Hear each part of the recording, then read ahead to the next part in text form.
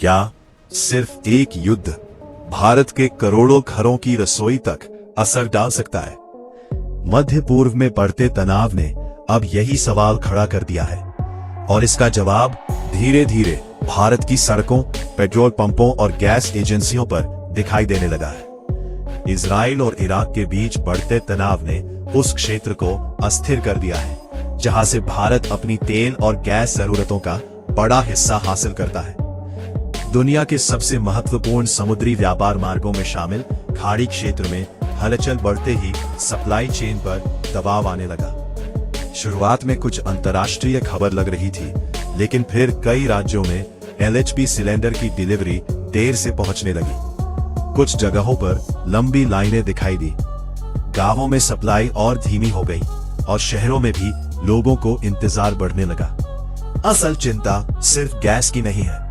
भारत अपनी जरूरत का बड़ा हिस्सा आयात करता है। ऐसे में समुद्री रास्तों में रुकावट, बीमा लागत बढ़ना और जहाजों की आवाजाही धीमी होना सीधे कीमतों पर असर डालता है। यही वजह है कि पेट्रोल, डीजल और गैस की कीमतों में दबाव बढ़ रहा है। कम लोग जानते हैं कि ऊर्जा सप्लाई सिर्फ ईंधन तक सीमित नहीं होती। ट्रांसपोर्ट, खेती, फैक्ट्रियां और रोजमर्रा की चीजों की कीमतें भी इससे जुड़ी होती है। यानी असर धीरे धीरे हर घर तक पहुंच सकता है। अब नजर सरकार के अगले कदम पर है। वैकल्पिक देशों से आयात बढ़ाना, रणनीतिक भंडार का इस्तेमाल और सप्लाई को सामान्य रखना, यही सबसे बड़ी चुनौती बन चुकी है।